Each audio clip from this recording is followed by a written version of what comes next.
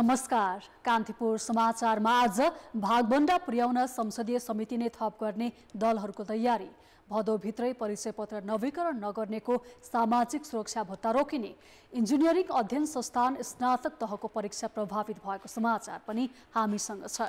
शनिबारको स्वास्थ्य सल्लाहमा किशोरावस्थामा हुने शारीरिक परिवर्तनका बेला अभिभावकले कस्ता कुरामा ध्यान दिनुपर्छ, बर्खे भेलको मौका छोपेर काठमाडौँको बागमतीमा गरिएको राफ्टिङ सम्बन्धी समाचार पनि समेटेका छौं।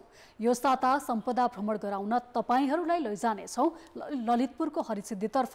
देश बाहिरको प्रसङ्गमा भारतले सूर्यको अध्ययन गर्न अन्तरिक्ष यान पठायो र खेलकुदमा हेटौडामा 14 वर्ष बित्दा पनि किन बनेन केन्द्रीय खेलकुद प्रतिष्ठान।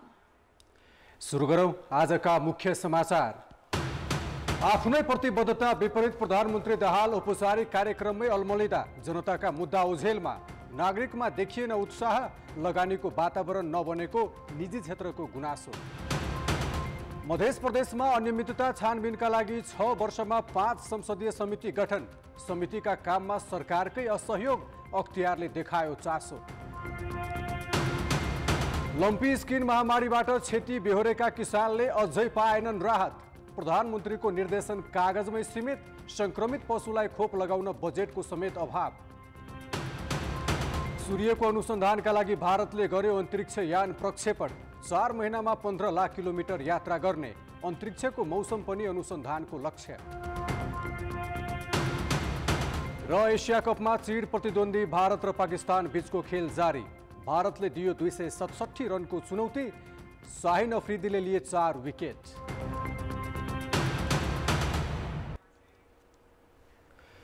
प्रधानमन्त्री पुष्पकमल दाहालले तेस्रो पटक सरकारको नेतृत्व लिँदै गर्दा यसपटक आफूले भविष्यमा सम्झना योग्य काम गर्ने र औपचारिक कार्यक्रममा धेरै समय नखर्चिने अभिव्यक्ति दिएका थिए। तर प्रधानमन्त्रीका भनाई र गराईको तालमेल देखिएको छैन। उनी अहिले धेरै समय औपचारिक कार्यक्रममा खर्चिरहेका छन्।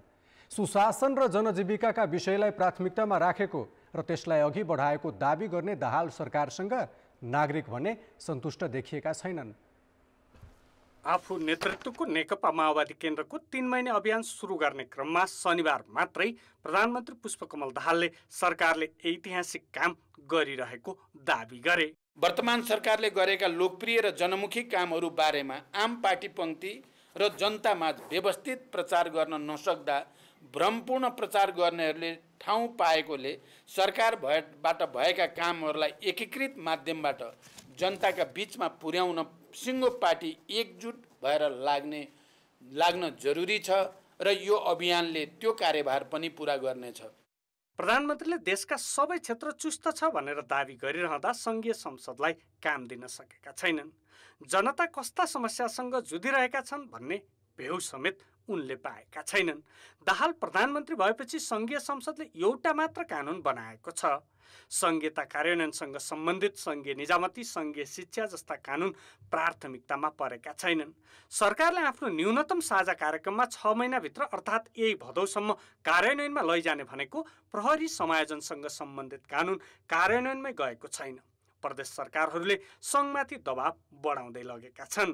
भदौको मसान्तसम्म यदि संघीय संसदले बनाएको प्रहरी समायोजन ऐन कार्यान्वयनमा लगेन भने त्यतिखेर बाध्य भएर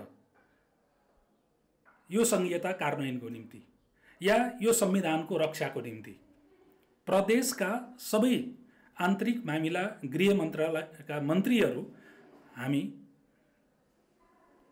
एउटा कानुनी उपचारको बाटोमा जानुपर्ने बाध्यात्मक अवस्था पनि आउन सक्छ। सरकारी सेवा प्रवाहको अवस्था कमजोर छ। सर्वोच्चदेखि जिल्ला अदालतसम्म 100 बढी न्यायाधीश नियुक्ति नहुँदा मुद्दाका चाङ लागेका छन्। सर्वोच्चमा 7, उच्च अदालतमा 6 मुख्य सहित 55 र जिल्लामा 39 जना न्यायाधीश कहिले नियुक्ति हुन्छन् भन्ने स्पष्ट छैन। उता देशको आर्थिक क्षेत्रमा थुप्रै समस्या छन्। उपभोग्य वस्तुको मूल्य थेगी नसक्नु गरी बढेको छ। सरकारले साधारण खर्च जुटाउन नसकेको, व्यापारीको पैसा तिर्न नसकेको सँगै लगानीको वातावरण समेत बनाउन नसकेको गुनासो आइरहेका छन्। राजस्वको कमी एउटा चाहिँ जुन एउटा भनौँ न एउटा सरकारी साधारण खर्च पनि भन्नाले चाहिँ धान्न नसक्ने हिसाबको जुन यो बिचमा चाहिँ उचाइ भयो, त्यो चाहिँ कता कता हामीहरूले दिएको चाहिँ सुझावहरू लाई चाहिँ भन्नाले चाहिँ अलिकति भन्नाले चाहिँ व्यवस्था गरिएको कारणबाट हो कि भन्ने कुरा चाहिँ म चाहिँ राख्न चाहिँ चाहन्छु। सरकारले ललिता निवास जग्गा प्रकरण 60 किलो सुन तस्करीदेखि नक्कली भुटानी शरणार्थी प्रकरणको छानबिनलाई देखाएर सुशासन प्रत्याभूति गराइरहेको दाबी गरिरहेको छ। सुरुवात यी विषय राम्रै भए पनि पछिल्ला दिनमा राजनीतिक हस्तक्षेप बढ्दा यसको निष्कर्ष कस्तो आउने हो भन्नेमा आशंका सुरु भइसकेको छ। सर्वोच्च अदालतमा मात्र 28-30 हजार केसहरू पेन्डिङ छन्।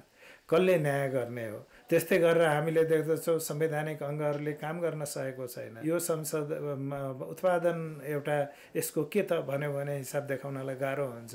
प्रधानमन्त्रीले सुशासनको कुरा गर्नुहुन्छ, तर गर्ने उहाँको ह्यान्ड्सहरूले त काम गरेको देखिँदैन। अनि उहाँको परिस्थिति हेर्दा के देखिन्छ भने हामी चारैतिरबाट हिजोको स्तरभन्दा पनि बिस्तारो क्रमशः अझ चाहिँ चुनौतीपूर्ण अवस्थामा जाँदैछौँ। सरकारले सुशासनको जतिसुकै नारा लगाए पनि जनताले विश्वास गर्न सकेका छैनन्। त्यति मात्र होइन, नागरिकको जीवनस्तर सुधारमा के गर्यो भन्ने प्रश्न पनि उठिरहेका छन्। विभिन्न किसिमका काण्डहरू लिएर आयो अनि त्यसैलाई चाहिँ के त भन्दाखेरि प्यासिभ बनाउँदै गयो। आफ्नो जनताहरू कुन कुराबाट बढी प्रभावित र बढी खुसी हुन्छन् भन्ने कुरामा यो सरकारले ध्यान दिँदै आएको हुँदा हामी त्यो कुरामा धेरै खुसी छौँ। आफ्नै पार्टीसँग सम्बद्ध नीति र कार्यक्रमहरूलाई चाहिँ अलिक अगाडि बढाउन खोजेको हो कि जस्तो देखिन्छ। सुविधाको कुराहरू गरौँ, कुनै पनि शिक्षा क्षेत्रको कुरा गरौँ, त्यो त्यति चाहिँ सहज तरिकाबाट प्राप्त गर्न सके जस्तो मलाई लाग्दैन। तपाईँ मालपोतमा जानु, इभन नगरपालिकामा जानुहोस्, जतिसुकै आफूले स्वच्छ छवि भनेर नेतागणहरूले भने पनि त्यो चाहिँ छैन। सुशासन कायम गर्न पक्कै पनि सहज छैन। त्यसका लागि प्रधानमन्त्री दाहालले गठबन्धन दल र आफ्नै पार्टीभित्र सुशासन कायम गर्न सक्नुपर्छ। तर उनी गठबन्धन टिकाउनकै लागि पूर्ववर्ती अडान छाड्ने र आफू निकटका विवादित पात्रलाई जोगाउने प्रयासमा लागे भने अहिलेको कार्यकाल पनि व्यर्थै नहोला भन्न सकिन्न। कान्तिपुर समाचारका लागि जिल्ला सहकर्मीहरूको सहयोगमा क्यामेरामा सञ्जय लुइटेलका साथ दीपक आचार्य, काठमाडौँ। अब जनताको आवाज। हामीले आज 7 प्रदेशमा सोधेका छौँ, सरकारको काम कारबाहीबाट तपाईँ कतिको सन्तुष्ट हुनुहुन्छ?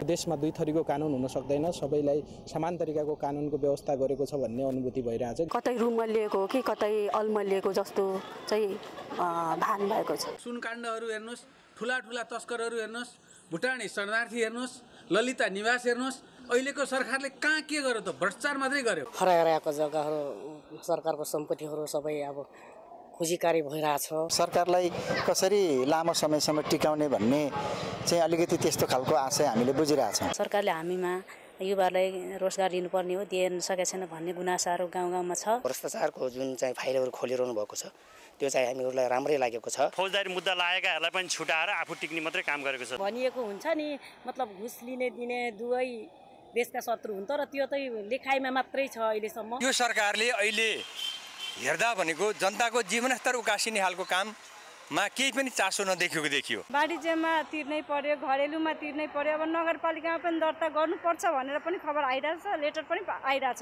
व्यापार भए पो त हामीले त्यहाँ दर्ता गर्न जाँदा पनि हाम्रो खर्च त लाग्छ नि त, त्यो कहाँबाट ल्याउने? सरकारले गरेको काम क्रियाकलापप्रति यदि कोही मान्छे सन्तुष्ट छु भन्छ भने त्यो मलाई लाग्छ कुनै राजनीतिक दलप्रति या कसै व्यक्तिप्रति इङ्गित भएर या कसैप्रति वास्तवमा के भन्छन् इङ्गित भएर मात्रै ठिक छ भन्न सक्छ। भ्रष्टाचारीहरूको ठाउँ ठाउँमा पक्राउ भइरहँदा हामी धेरै सन्तुष्टि छौँ। सत्ता जोगाउने, यो मन्त्री फेर्ने ऊ मन्त्री फेर्ने, आफ्नो मान्छेलाई जोगाउने त्यस्तो गरिरहेछ। भ्रष्टाचारका प्रकरणहरूमा जुन किसिमको अनुसन्धान भइराखेको छ त्यो हेर्ने भने अत्यन्तै सकारात्मक पक्ष रूपमा पनि यसलाई हेर्न सकिन्छ। सरकार आफ्नो सत्ता कसरी टिकाउने खेल मात्रै लागेको बुझिन्छ।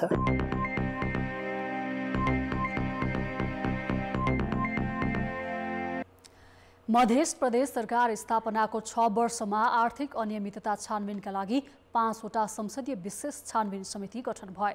अहिलेसम्म उपभोक्ता समितिको भुक्तानी बाहेक छानबिन समितिको कुनै पनि प्रतिवेदन कार्यान्वयन भएन। कतिसम्म भने आर्थिक वर्षको अन्त्यमा बजेट रकमान्तर गरिनुका साथै स्थानीय तहलाई पठाएको सशर्त अनुदानमा समेत अनियमितता भयो। तर छानबिनका लागि गठित संसदीय विशेष समितिलाई अर्थ मन्त्रालयले नै टेरेको छैन। मध्य प्रदेशका मन्त्रीहरूले कार्यविधि उल्लङ्घन गरी रेड बुकमा उल्लेखित योजनाहरू र अनुदान रकमलाई आफू अनुकूल चलाएको भन्दै संसदीय विशेष समितिले छानबिन थालेको 1.5 महिना भएको छ। बजेट अधिवेशन अन्त्य भएको समयमा गएको असारको पहिलो र दोस्रो साता विभिन्न कार्यालयमा 1 करोड 30 लाख भन्दा बढी रकमान्तरण भएको थियो। यसै गरी सशर्त अनुदानको 1 अर्ब 25 करोडको योजना स्थानीय तहलाई पठाएको आरोपपछि छानबिन थालिएको हो। समितिको समय सीमा अब 15 दिन मात्र बाँकी रहे पनि अर्थ मन्त्रालयले टेरेकै छैन। सबभन्दा विडम्बना चाहिँ के छ भने हालसम्म दुई पटक पत्र लेख्दा सचिवलाई बोलाएर भन्दा पनि अर्थ मन्त्रालयले सशर्त अनुदान सम्बन्धी टिप्पणी आदेश सदर गरेको फाइल पठाइदिएको छैन र आज पुनः हामीले तगादा गरेर पठाउनलाई हामीले फेरि आज निर्णय गरेका छौँ। मन्त्रालयहरूले अनुदान वितरण र बजेट रकमान्तरण गर्दा कार्यविभाजन नियमावली उल्लङ्घन गरेको पाइएपछि विशेष संसदीय छानबिन समितिले सचिवहरूलाई बैठकमै बोलाएर जवाफ मागेका थिए। सन्तोषजनक जवाब बुझाउन समितिले सचिवहरूलाई निर्देशन दिएको 10 दिन बितिसके पनि मन्त्रालयहरूले आवश्यक कागजात अहिलेसम्म उपलब्ध गराएका छैनन्। उहाँहरूको जवाब चाहिँ सन्तोषजनक हामीले भेटेनौँ। अब हामीले एउटा चाहिँ एक्सपर्ट पनि यसमा हायर गरेर कुनै अर्थसँग सम्बन्धित रिटायर कर्मचारी होस् या कोही हायर गरेर चाहिँ एउटा टेक्निकल पार्ट पनि हेर्नलाई चाहिँ हामीले छिटै निर्णय गर्छौँ। सरकारलाई सही ठाउँमा ल्याउन प्रतिपक्षले सदनमा घेराबन्दी गर्ने र त्यसपछि छानबिन समिति गठन हुने तर कार्यान्वयन नहुने परिपाटी मध्य प्रदेशमा पुरानै हो। आर्थिक अनियमितता र वित्तीय अनुशासनमा मधेसले अपेक्षाकृत सफलता हात पार्न नसकेको अवस्थामा मन्त्रीहरूमाथि संसदीय समिति मात्र नभई अख्तियारले समेत छानबिन थालेको हो। अतीतमा भएका गरिएका गठन गरिएका जुन समितिहरू जाँचबुझ आयोगहरू छन् त्यसका प्रतिवेदन कार्यान्वयन नभएको कारण सार्वजनिक नभएको कारणले मात्र केलाई औपचारिकता पूरा गर्नको लागि मात्रै यस्ता समितिहरू गठन गरिएको देखिन्छ। प्रमुख प्रतिपक्षी एमालेको माग अनुसार दोस्रो कार्यकालको प्रथम अधिवेशनको अन्तिम दिन संसदीय समिति गठन भएको हो। आर्थिक वर्ष 2079-80 मा रेड बुकमा उल्लेखित योजनाहरू कटौती गरी मन्त्रीहरूले आफू अनुकूल रकमान्तरण गर्नुका साथै विशेष सम्पूरक र सशर्त अनुदानमा अनियमितता गरेको आरोपमाथि समितिले छानबिन गरिरहेको छ। सदन र सरकारप्रति जनताको खस्किदो विश्वासलाई कायम राख्न विगतका प्रतिवेदनहरू कार्यान्वयन गर्नु आवश्यक देखिन्छ।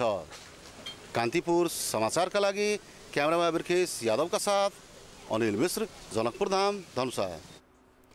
राजनीतिक दलहरूबीच भागभण्डा मिलाउन संसदमा एउटा संयुक्त समिति नै थप्ने तयारी भएको छ। अहिले 2वटा संयुक्त समिति रहेकोमा अब 3वटा हुनेछन्। राजनीतिक भागभण्डा मिलाउन संघीयता कार्यान्वयन अध्ययन तथा अनुगमन समिति थप्ने तयारी गरेको हो। प्रतिनिधि सभाका 10वटा विषयगत समितिको नेतृत्वमा चयन भइसकेको छ, तर सत्ता गठबन्धनले कोशी प्रदेशको राजनीतिक समीकरण मिलाउन माओवादीको भागमा परेको पूर्वाधार विकास समितिको नेतृत्व राप्रपालाई दिएको थियो। अहिले माओवादीले एउटा मात्रै समितिको नेतृत्व गरिरहेको छ। माओवादीलाई भाग पुर्याउन दलहरूले संघीयता कार्यान्वयन अध्ययन तथा अनुगमन समिति थप्ने गृह कार्य थालेका हुन्। संसद सचिवालयले समिति गठनको प्रस्ताव तयार पारिरहेको छ। दलहरू बीच सहमति भएपछि चाँडै नै समिति गठन हुनेछ। कतिपय कानुनी व्याख्याका विषयमा, कानुनको निरूपणको विषयमा, कानुन निर्माणका विषयमा कतिपय प्रशासनिक झमेलाहरूको पनि आएको हामी देख्छौँ। यस्ता कुराहरूलाई संसदको एउटा अङ्गबाट त्यसलाई काहीँ न काहीँ संयोजन गर्नका लागि सङ्घीय संसदको एउटा अङ्ग निर्माण हुने कुरा स्वाभाविक कुरा हो। त्यो चाहिँ जरुरी विषय हो। तर यसलाई हामी कहिले गर्ने भन्ने कुरा चाहिँ अब त्यो चाहिँ दलहरूको बिचमा छलफल हुनुपर्छ।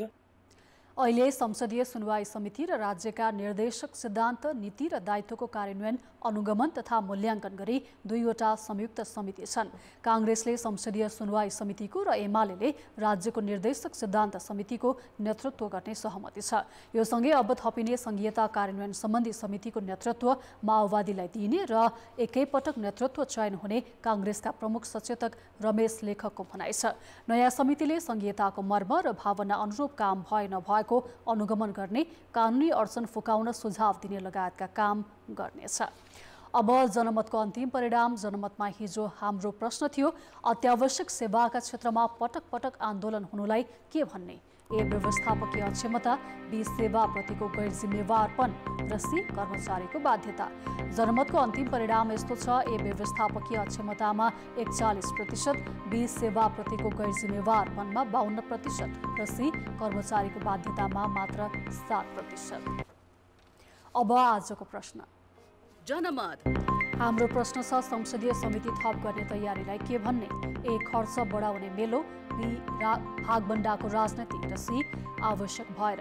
जनमतको अन्तिम परिणाम भोलि साँझ 8 बजेको कान्तिपुर समाचारमा प्रसारण गर्नेछौँ। कृपया NEWS न्युज स्पेस AB वा सी टाइप गरी 34001मा SMS गरी आफ्नो मत व्यक्त गर्नुहोला। नेकपा माओवादी केन्द्रले जनतासँग माओवादी विशेष रूपान्तरण अभियान सुरु गरेको छ। पार्टीलाई जनतासँग जोड्ने उद्देश्यले देशभर 3 महिने अभियान सुरु गरिएको माओवादी केन्द्रले जनाएको छ। पार्टी अध्यक्ष एवं प्रधानमन्त्री पुष्पकमल दाहालले आज बिहान पार्टी मुख्यालय पेरिस डाँडामा अभियानको उद्घाटन गरे। अभियानबाट पार्टी पुनः बलियो शक्ति बन्ने दाहालको दाबी छ।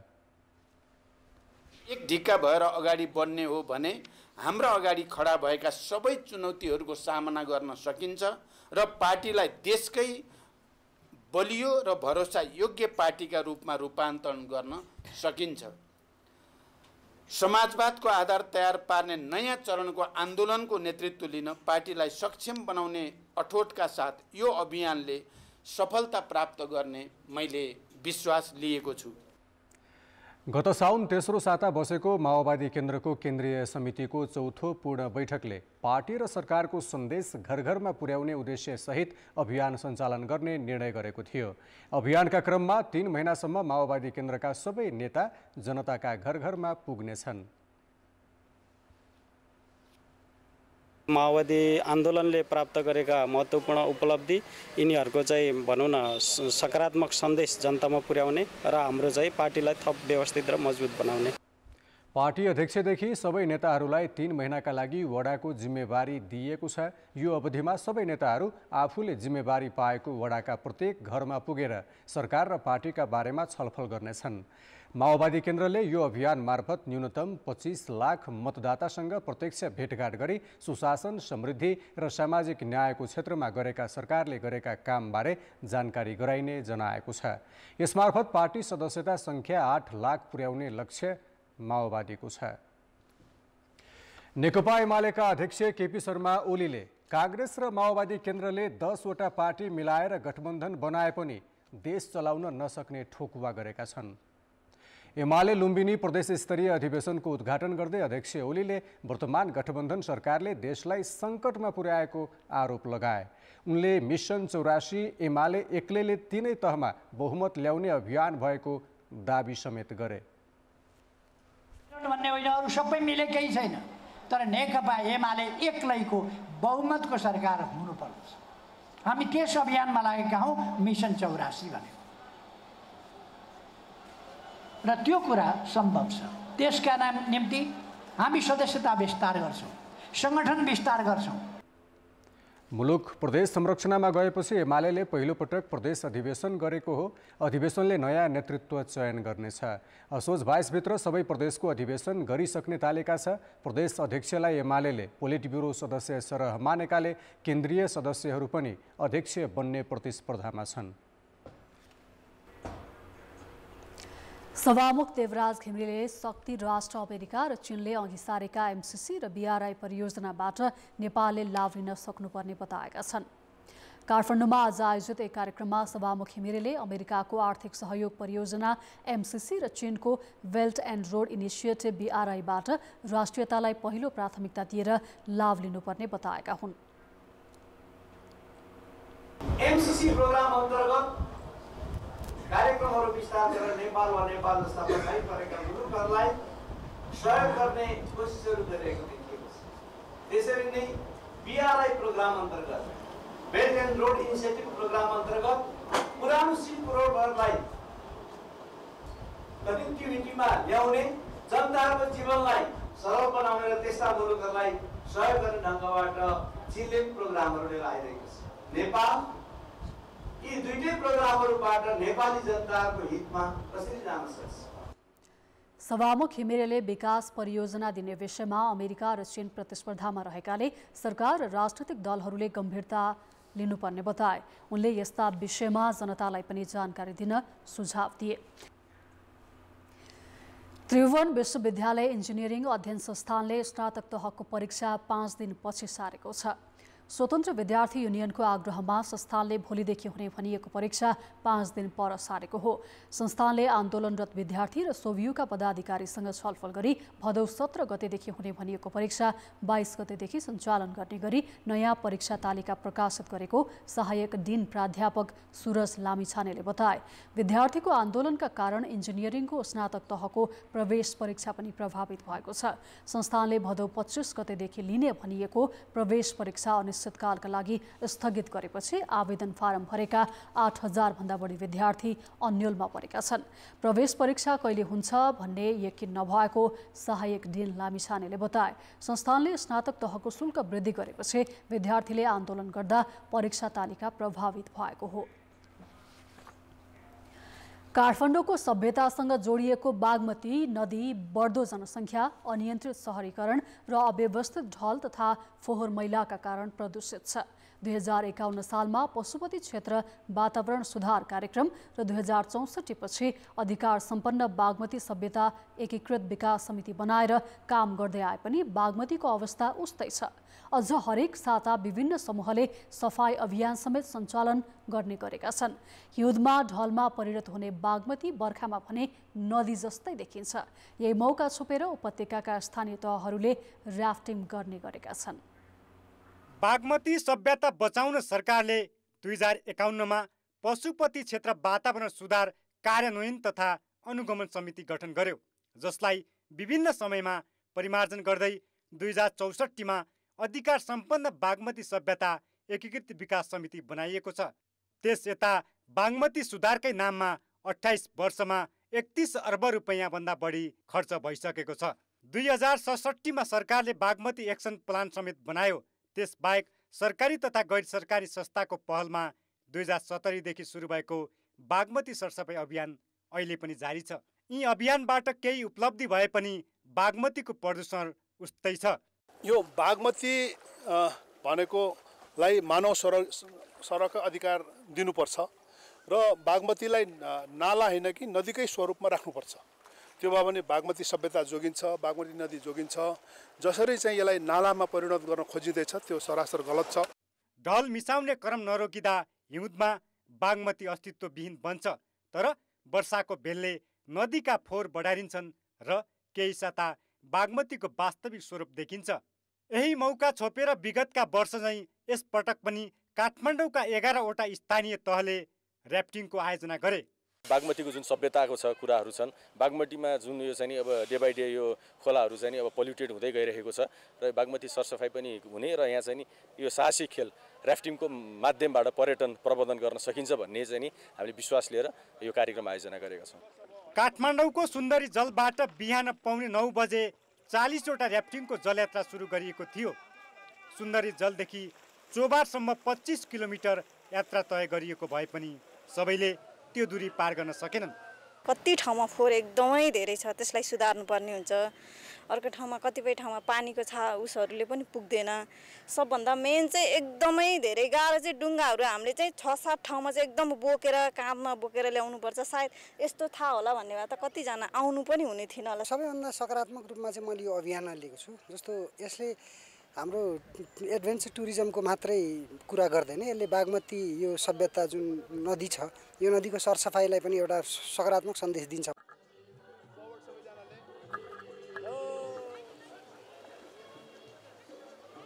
जतिसुकै बजेट खर्च गरे पनि अभियान सञ्चालन गरे पनि फोहोर फाल्ने र ढल मिसाउने कार्य जारी रहँदा बागमतीको प्रदूषण उस्तै छ। यसलाई नरोक्दासम्म काठमाडौँका स्थानीय तहले जतिसुकै जलयात्रा कार्यक्रम गरे पनि औपचारिकतामा मात्र सीमित हुने देखिन्छ। कान्तिपुर समाचारका लागि क्यामेरामा मुरारी घिमिरेका साथ प्रकाश बम, काठमाडौँ। शनिबारका दिन सम्पदाबारे जानकारी गराउने क्रममा आज हामी तपाईहरूलाई लैजाँदैछौँ ललितपुरको हरिसिद्धि। मानिसका हर कामना र इच्छा सिद्ध गर्ने देवीका नामले यो ठाउँको नाम हरिसिद्धि रहेको मानिन्छ। हामी प्राचीन हरिसिद्धि देवीको मन्दिर, यहाँ मनाइने जात्रा र पर्वका साथै मूर्त अमूर्त सम्पदाको अवलोकन गर्नेछौँ। लगनखेल सातो बाटो हुँदै गोदावरी जाने मुख्य सडकमै पर्छ हरिसिद्धि। सडकको दायाँपट्टि पिपलको चौतारोबाट सिडी चढेपछि पुगिन्छ हरिसिद्धि देवीको मन्दिर। यहाँ रहेको हरिसिद्धि भवानीकै नामबाट यस स्थानको नामाकरण भएको विश्वास गरिन्छ। आज हामी हरिसिद्धि भवानीको मन्दिर, यहाँ रहेका चाडपर्व अवलोकन गर्नेछौँ। सिडी सकिने बित्तिकै एउटा चोक आउँछ। चोकमा पूर्व फर्केको छ हरिसिद्धि देवीको मन्दिर। 4 तले मन्दिर छाते शैलीमा निर्माण भएको छ। मन्दिरमा 21 वटा गजुर छन्। मन्दिर मल्लकालीन राजा अमर मल्लले नेपाल सम्वत 579 मा यो स्वरूपमा बनाएको इतिहास छ।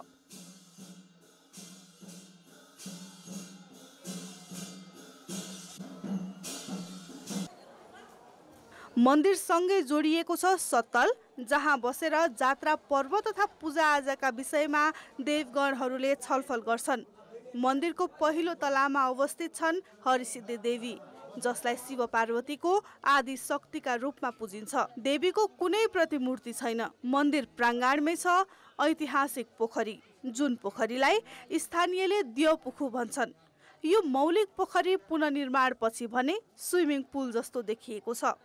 मन्दिर प्राङ्गण निकै ठुलो छ, जहाँ गुठीको घर, प्रस्तर शिवलिङ्ग, लक्ष्मीनारायणको मन्दिर तथा इनार छ। हर्सिरीको यो संरचना, यो गाउँको संरचना पनि हर्सिरी भवानीकै मन्दिर अनुसार नै बनाइरहेको छ।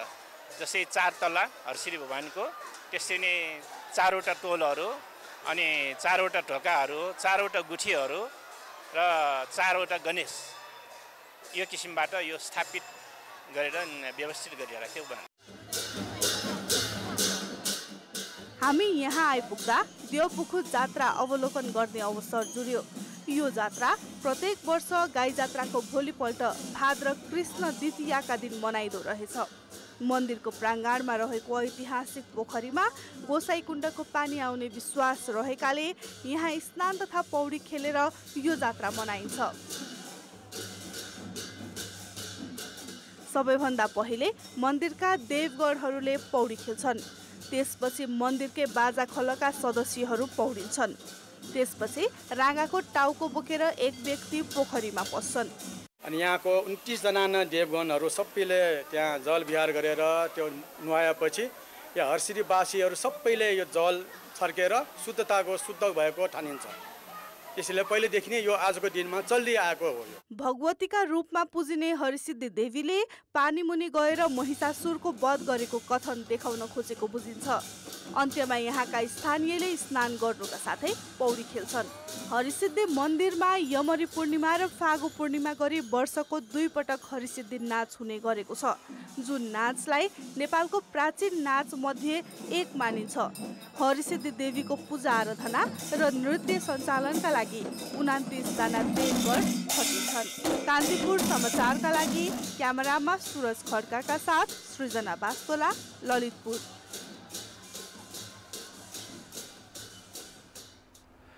ललितपुरको ठेचोका नेवार समुदायले आज मतया अथवा दीप यात्रा मनाएका छन्। ठेचोमा वर्षभरि दिवंगत भएका आत्माको शान्तिको कामना गर्दै स्थानीयले मतया जात्रा मनाएका हुन्। गाई जात्राको भोलिपल्ट मतया जात्रा मनाइने प्रचलन अनुसार बाजा गाजा सहित नेवारी वेशभूषामा सजिएका नेवार समुदायले स्थानीय देवी देवता र चैत्य तथा स्तूपहरूको दर्शन र पूजा गरी फलफूल तथा दक्षिणा लगायतका सामग्री चढाउने चलन छ।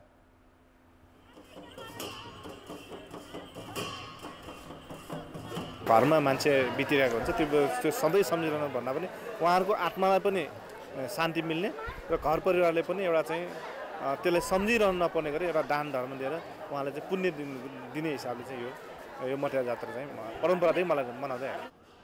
परिवारमा भएको दुःख र वेदना बिर्सनका लागि मतया जात्रामा विभिन्न व्यङ्ग्यात्मक प्रहसन समेत प्रदर्शन गर्ने चलन छ।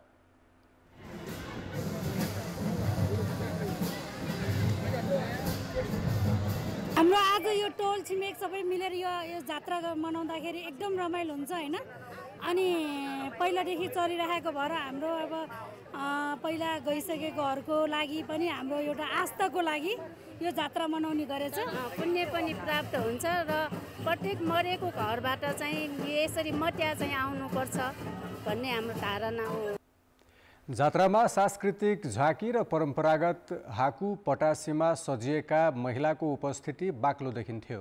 जात्राले ठेचो सहर परिक्रमा गर्न झन्डै 3 घण्टा समय लागेको थियो।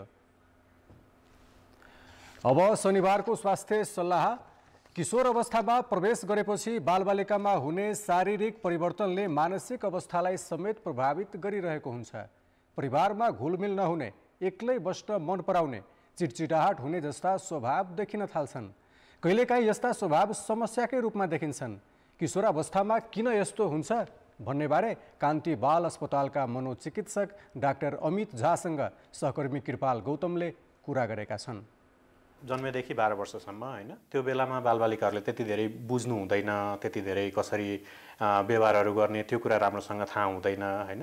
यही कुरा जस्तो हामीले किशोर किशोरी अवस्थामा गयौँ होइन, जस्तो 13 वर्षदेखि 18 वर्षको केसेसमा एक्सपेरिमेन्ट गर्ने हुन्छ कि नयाँ नयाँ खालको व्यवहारहरू गर्ने, भनेको कुराहरू घरमा भनेको कुराहरू नमान्ने, बुवा आमाले केही पनि जान्दैनन् त्यस्तो खालको थट्सहरू पनि आउने, यी सबै कुरा चाहिँ नर्मल प्रोसेसहरू नै हुन्। किशोर अवस्थामा हुने परिवर्तनहरू चाहिँ के कारणले गर्दा हुन्छ? केही चाहिँ वंशाणुगत कारण पनि हुन्छ, केही सामाजिक परिवेशको कारणले गर्दाखेरि होला, केही वातावरणीय कारणहरूले गर्दाखेरि होला। मानव जस्तो एकजना किशोर 14 वर्षको किशोर हुनुहुन्छ, उसको स्कुलमा सङ्गतहरू भनेको अरू बच्चाहरू पनि एकदमै कराउने, रिसाउने, बुली गर्ने, झगडा गर्ने, यदि त्यस्तो खालका अरू बच्चाहरूमा समस्या छन् भनेदेखि त ती किशोरमा पनि डेफिनेटली केही न केही असर त पर्छ। घरको पनि रोल हुन्छ, जस्तो घरमा मानव बुवा आमाको कुरा मिल्दैन, बुवा आमाको झै झगडा भइरहेको छ होइन, किशोरले केही कुरा भन्ने बित्तिकै बुवा आमाले एकदमै कराएर झर्केर भन्नुहुन्छ भनेदेखि यो बच्चा अलिकति बेसी झर्किने हुन्छ, माग्ने तरिकामा पनि अलिकति कराउने स्वभावको हुन्छ, अलिकति रुड भन्छौँ नि, अलिकति रुखो खालको बोली हुन्छ। कोही पनि अभिभावकले चाहिँ मेरो बालबालिकामा भइरहेको परिवर्तन चाहिँ घातक छ भनेर कसरी थाहा पाउने? आजको दिनमा यदि तपाईँले हेर्नुभयो कि तपाईँको किशोर किशोरीलाई व्यवहारमा एकदमै परिवर्तन आएको छ, पहिले एकदमै राम्रोसँग बोल्ने, राम्रोसँग खेल्ने, साथीभाइहरूसँग कुरा गर्ने, आजको दिनमा त्यो चिज कम हुँदै गइरहेको छ होइन। आफैमा बस्न रुचाउँछ, धेरै अन्तर्क्रिया गर्दैन, स्कुलमा पनि उसको जस्तो राम्रोसँग जति पर्फर्मेन्स हुनुपर्ने हो पर्फर्मेन्स बिस्तारै कम हुँदै गएको छ होइन। दिनभरि मोबाइल अथवा टिभी त्यस्तै कुरामा इङ्गेज हुन्छन् होइन। ती बालबालिकाहरू ग्रेड्सहरू पनि कम हुँदै आएको छ, एकदमै झगडालु स्वभावको हुनुभएको छ, रातिसम्म निन्द्रा लाग्दैन होइन, अथवा खानेकुरामा पनि केही कमीहरू आइरहेको छ भनेदेखि यी यावक लक्षणहरूले चाहिँ केही कुरा हामीलाई यो चाहिँ पोइन्टर्सहरू हो कि जस्तो केही व्यवहारमा परिवर्तनहरू आइरहेको छ, यो परिवर्तन भएको व्यवहार केही मानसिक स्वास्थ्य सम्बन्धी समस्या हुन सक्छ भनेर परिवारको मान्छेले बुझ्नुपर्छ। अभिभावकले चाहिँ आफ्नो बालबालिकालाई चाहिँ राम्रो प्यारेन्टिङ चाहिँ कसरी गर्न सक्छ, कसरी हुर्काउन सक्छ सुरुवातदेखि नै राम्रो तरिकाले चाहिँ? तपाईँले माया सद्भाव पनि त्यति नै राम्रोसँग दिनु पर्यो, अनि सँगसँगै के कुरा गर्नुहुन्छ के कुरा गर्नु हुँदैन, जुन हामी लिमिट भन्दैछौँ नि, त्यो कुरा पनि राम्रोसँग क्लियरली आफ्नो किशोर किशोरीलाई बुझ्ने भाषामा सम्झाइदिनु पर्यो अथवा भन्नु पर्यो। यदि तपाईँ बच्चासँग पोलाइटली कुरा गर्नुहुन्छ, उसको कुराहरूलाई एकदमै आदरपूर्वक सुन्नुहुन्छ, उसले भनेको कुरालाई महत्त्व दिनुहुन्छ होइन, उसले आफ्नो लागेको कुरा यदि एक्सप्रेस गर्न सक्छ भनेदेखि तपाईँ र तपाईँको बालबालिकाहरू एकदमै राम्रोसँग कुरा गर्न सक्नुहुन्छ, ओपन कम्युनिकेसन गर्न सक्नुहुन्छ। मानव बालबालिकाले केही भन्ने बित्तिकै तपाईँ झर्किनुहुन्छ, कुरै सुन्नु हुँदैन, भनेकै मान्नु हुँदैन, यस्तो हुँदैन उस्तो हुँदैन, यदि यस्तो तरिकाले भन्नुहुन्छ भनेदेखि त तपाईँको बालबालिकाले बोल्दैन नि राम्रोसँग होइन। तपाईँसँग जति कुरा सेयर गर्नुपर्ने हो त्यति कुराहरू त सेयर गर्नु हुँदैन। सो हामीले सानै उमेरदेखि आफ्नो बालबालिकासँग कम्युनिकेसन ओपन राख्नुपर्छ है। प्रज्वल पराजुलीको पुस्तक चित्रलेखाको 84 सार्वजनिक भएको छ। नेपालै पब्लिकेसनले प्रकाशन गरेको पुस्तक काठमाडौँमा आयोजित एक कार्यक्रमका बीच सार्वजनिक गरिएको हो। चित्रलेखाको 84 पुस्तक थुप्रै अन्तर्राष्ट्रिय पुरस्कारमा मनोनयनमा परेको ल्यान्ड वेयर आई फ्लीको नेपाली संस्करण हो। आख्यान विधामा रहेको पुस्तकलाई विभु लुटेलले अनुवाद गरेकी हुन्। भारत सिक्किमका लेखक पराजुली अङ्ग्रेजी भाषाका पाठकमा परिचित छन्। उनका द गुर्खाज डटर कथा सङ्ग्रह र ल्यान्ड वेयर आई फ्ली उपन्यास चर्चित छन्। नेपालै पब्लिकेसनले यसअघि द गुर्खाज डटरलाई गोर्खाकी छोरी शीर्षकमा बजारमा ल्याइसकेको छ। अर्थ र विकास। अर्थमन्त्री प्रकाश शरण महतले सबै क्षेत्रको सहयोग पाउन नसक्दा अर्थतन्त्रमा सुधार ल्याउन नसकिएको बताएका छन्।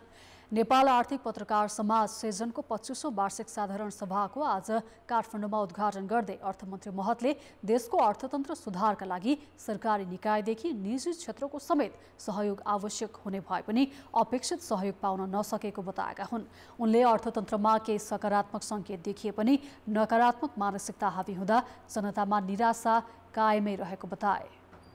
यता निजी क्षेत्रका छाता संगठनका प्रतिनिधिहरूले भने सरकारले आफूहरूलाई विश्वास नगर्दा अर्थतन्त्रमा सङ्कट आएको दावी गरेका छन्।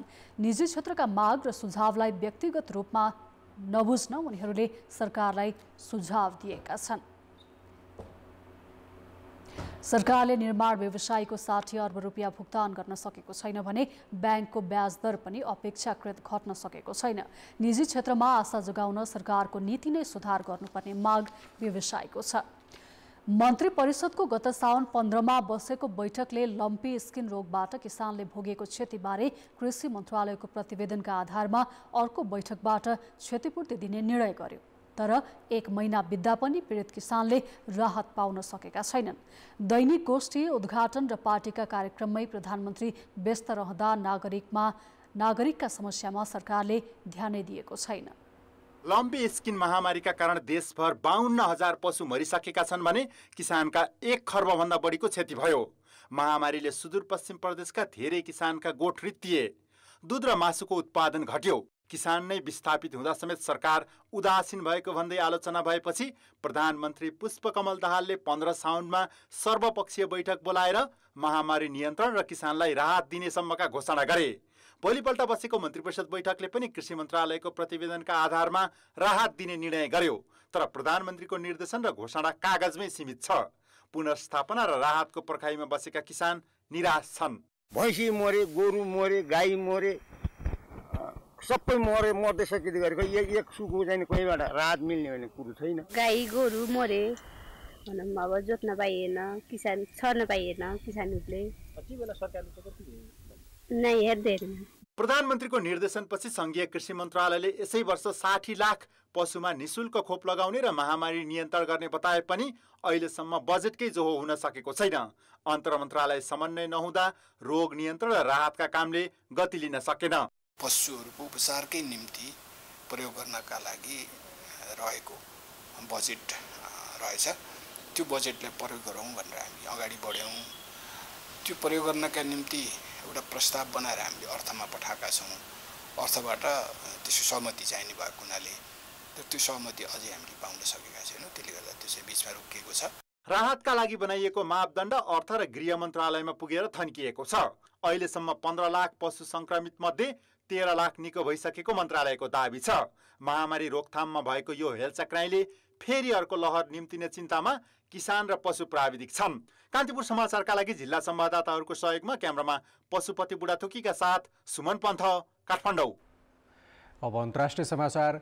चन्द्रमाको दक्षिणी ध्रुवमा सफल अवतरणको 1 सातापछि भारतले सूर्यको अध्ययनका लागि आदित्य L1 अन्तरिक्ष यान प्रक्षेपण गरेको छ। भारतीय अन्तरिक्ष अनुसन्धान संस्था इसरोले भारतीय समयअनुसार आज बिहान 11:50 श्रीहरिकोटाबाट यान प्रक्षेपण गरेको हो। पृथ्वीदेखि सूर्यको दूरी 1,50,00,000 किलोमिटर छ। आदित्य L1 4 महिनामा 15 लाख किलोमिटर यात्रा गरी L1 अर्थात् लङ रेन्ज पोइन्टमा पुग्नेछ। लङ रेन्ज पोइन्टमा सूर्य र पृथ्वीको गुरुत्वाकर्षण सन्तुलित हुने र इन्धनको खपत पनि सबैभन्दा कम हुने इसरोले जनाएको छ। यो यानले त्यहाँ रहेर फोटोस्फियर र क्रोमोस्फियर नामले चिनिने सूर्यको सबैभन्दा बाहिरी सतहको अध्ययन गर्नेछ। यसका साथै अन्तरिक्षको मौसम र अन्तरिक्षको हलचलका बारेमा अध्ययन गर्नेछ। हालसम्म अमेरिकी अन्तरिक्ष संस्था नासा र युरोपियन स्पेस एजेन्सिज ESA ले पनि सूर्यको अनुसन्धान अभियान सञ्चालन गरेका छन्। शाओला आधी हङकङ तथा मकाउ पछि चीनको दक्षिणी प्रान्त ग्वाङडोङ प्रवेश गरेको छ। आधीले शेन्झेन नराम्ररी प्रभावित भएको छ भने हङकङ र ग्वाङडोङमा सयौं हवाई उडान रद्द भएका छन्। यस्तै बजार र विद्यालय पनि बन्द भएका छन्। यो आधी सन् 1949 यताकै शक्तिशाली भएको दाबी अधिकारीहरूले गरेका छन्। आधीका कारण करिब 9 लाख मानिसलाई सुरक्षित स्थानतर्फ सारिएको छ भने माछा मार्ने 80,000 डुङ्गा बन्दरगाहमा फर्किएका छन्। अधिकारीहरूले कम्तीमा 50 जना घाइते भएको जनाएका छन्। खेलकुद समाचार। नमस्कार, कान्तिपुर खेलकुद समाचारमा स्वागत छ। एसिया कपमा भारतले पाकिस्तान सामु 267 रनको लक्ष्य प्रस्तुत गरेको छ। शाहिन शाह अफ्रिदीले 4 विकेट लिँदा ईशान किशन र हार्दिक पाण्ड्याले अर्धशतक पूरा गरे। श्रीलङ्काको क्यान्डीमा टस जितेर ब्याटिङ गरेको भारत 48 ओभर 5 बलमा 266 रनमा अल आउट भयो। माथिल्लो क्रमका 4 ब्याटर सस्तेमा पवेलियन फर्किएका थिए। शाहिनले उत्कृष्ट बलिङ गर्दै कप्तान रोहित शर्मालाई 11 रनमा आउट गरेपछि पाकिस्तानलाई पहिलो सफलता मिल्यो। अर्का स्टार खेलाडी विराट कोहली पनि उनकै बलमा मात्र 4 रनमा मैदान बाहिरिए। एकै इनिङ्समा रोहित र विराटलाई बोल्ड गर्ने शाहिन पहिलो बलर हुन्। श्रेयस अय्यरले 14 र शुभमन गिलले 10 रन मात्र बनाउन सके। दुवैले हारिस रौफलाई विकेट दिएका हुन्। 66 रन 4 विकेटको नाजुक स्थितिमा रहेको भारतको इनिङ्सलाई ईशान र हार्दिकले अघि बढाए। यी दुईले 5औं विकेटका लागि 138 रनको महत्त्वपूर्ण साझेदारी गरेका थिए। दबावमा जिम्मेवारीपूर्ण ब्याटिङ गरेका ईशानले 82 रन बनाए। 81 बल खेलेका उनले 9 चौका र 2 छक्का प्रहार गरे। रौफले ईशान र हार्दिकको साझेदारी तोडेका हुन्। शतकतर्फ उन्मुख हुँदै पाकिस्तानका लागि घातक बनेका हार्दिकलाई 44औं ओभरमा शाहिनले क्याच आउट गरेका थिए। हार्दिकले 90 बलमा 87 रनको योगदान गरे। सोही ओभरमा शाहिनले 14 रन बनाएका रविन्द्र जडेजाको पनि विकेट लिएपछि पाकिस्तान खेलमा फर्किएको थियो। जसप्रीत बुमराहले 16 रन थपे। नसीम शाहले 49औं ओभरमा 2 विकेट लिए। शाहिनले 10 ओभरमा 35 रन खर्चिएर 4 विकेट लिए। रौफ र नसीमले 3-3 विकेट हात पारे। वर्षाका कारण खेल 2 पटक रोकिएको थियो। भारतलाई पराजित गरे पाकिस्तान सेमी फाइनल प्रवेश गर्नेछ। जारी प्रतियोगितामा भारत पहिलो खेल खेलिरहेको छ। आगामी सोमबार अन्तिम खेलमा भारतले नेपालको सामना गर्नेछ। आइसिसी महिला टी20 विश्वकप एसिया क्षेत्र छनौटमा नेपालले भोलि भुटानको सामना गर्दैछ। मलेसियाको युकेएम ओभलमा हुने खेल बिहान 7:15 बजे सुरु हुनेछ। नेपाल भोलि लगातार तेस्रो खेलमा जित निकाल्ने लक्ष्यमा हुनेछ।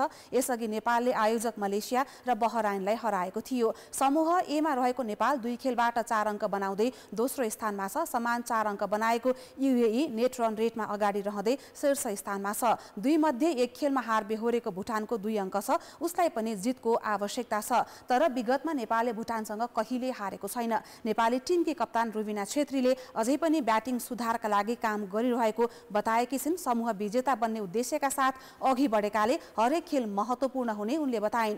भुटानसँग पनि बहराइनसँगको प्रदर्शन दोहोर्याउनु पर्ने रुबिनाको भनाइ छ। नेट रन रेट बढाउन पहिले ब्याटिङ गरे अधिकतम रन लिने र बलिङ गरे छिटो अल आउट गर्ने रणनीति नेपालले लिएको छ। जारी छनौटमा नेपालका लागि सीता राणा मगर, इन्दु वर्माले निकै उत्कृष्ट प्रदर्शन गरिरहेका छन्। कविता जोशी र कविता कुँवरको बलिङ पनि घातक साबित भइरहेको छ। भुटानकी डेचेन वाङबो र ग्वाङ छोदेनले राम्रो ब्याटिङ गरिरहेका छन्। लगातार तेस्रो जित निकाल्न सके नेपाल सेमी फाइनल नजिक पनि पुग्नेछ। छनौट अन्तर्गत भोलि नै आयोजक मलेसियाले बहराइनसँग खेल्नेछ। कतारले युएई र चीनले थाइल्यान्डको सामना गर्नेछ। भोलिको अन्तिम खेलमा कुवेत र हङकङ आम्ने सामने हुनेछन्। राष्ट्रिय तथा अन्तर्राष्ट्रिय स्तरका खेलकुद प्रतियोगितामा सहभागी हुने नेपाली खेलाडीलाई बन्द प्रशिक्षणमा राख्न 2066 सालमा हेटौडामा केन्द्रीय खेलकुद प्रतिष्ठान निर्माण थालियो। राष्ट्रिय खेलकुद परिषदले 5 वर्षभित्र 2 अर्ब 50 करोडको लागतमा निर्माण सम्पन्न गर्ने लक्ष्यका साथ सुरु गरेको यो आयोजनाले बजेट नै पाएन, जसका कारण निर्माण थालेको 14 वर्ष बितिसक्दा पनि केन्द्रीय खेलकुद प्रतिष्ठानमा बन्द प्रशिक्षणका लागि पूर्वाधार तयार भएको छैन। तत्कालीन प्रधानमन्त्री माधव कुमार नेपालले 2066 साल जेठ 28 गते प्रतिष्ठानको शिलान्यास गरेका थिए। फुटबल, भलिबल, क्रिकेटका लागि मैदान, swimming pool, girls and boys hostels, प्रशासनिक भवन लगायतको संरचना निर्माण गर्ने राखेपको योजना थियो। यो योजना पूरा गर्न सरकारले 8 वर्षमा 5 करोड बजेट छुट्यायो। यही बजेटबाट बोइज होस्टल, कम्पाउन्ड वाल र गेट निर्माण गरियो। मुलुकमा संघीय व्यवस्था लागू भएपछि बागमती प्रदेश सरकारले क्रमागत बजेटबाट football ground, running track, synthetic, VIP parapet र लाइटनिङ गर्ने गरी 90 करोड रुपियाँको लागत अनुमान तयार पारेको छ। 13 करोड 38 लाख रुपियाँमा ठेक्का सम्झौता भई केसी सप्तकोशी ओमसाई जेबीले football ground, retaining wall, running track र भिआइपी प्याराफिट निर्माणको काम गरिरहेको छ। एकै वर्षमा बजेट पनि अलोकेट गर्न नसकिने र बजेट अलोकेट हुँदाखेरि पनि एकै वर्षमा काम सम्पन्न हुन नसक्ने भएको कारणले गर्दा प्रदेश सरकारबाट त्यसलाई बहुवर्षीय क्रमागत आयोजनाको रूपमा स्वीकृत गरी हरेक वर्ष हाम्रो डिपिआर अनुसार यो कामहरू चाहिँ गर्ने भन्ने हिसाबबाट योजना बनाएर त्यही अनुसार बजेट विनियोजन गर्ने गरिएको छ। क्रिकेट मैदानका लागि 71 करोड 19 लाख र स्विमिङ पुल निर्माणका लागि 50 करोड 32 लाख रुपियाँ लाग्ने अनुमान सहित डिपिआर तयार भएको छ। प्रदेश खेलकुद विकास परिषद मार्फत खर्च गर्ने गरी यस वर्ष स्विमिङ पुल निर्माण गर्न 3 करोड र क्रिकेट मैदान निर्माण गर्न 4 करोड रुपियाँ बजेट छुट्याइएको छ। खेलकुद क्षेत्रको विकासका लागि कोसे ढुङ्गा बन्ने विश्वास लिएको यो प्रतिष्ठान निर्माणमा देखिएको सुस्तताले खेलाडी र खेल क्षेत्रका अगुवा भने चिन्तित छन्। भवन नबन्नु, त्यहाँ चाहिँ लगानी नगर्नु, त्यसको अलिकति ढिलो कारणले गर्दा खेलाडीहरूको चाहिँ उत्पादन र त्यहाँको विकास गर्नको लागि चाहिँ अलिकति बाधा चाहिँ पुगेको हो।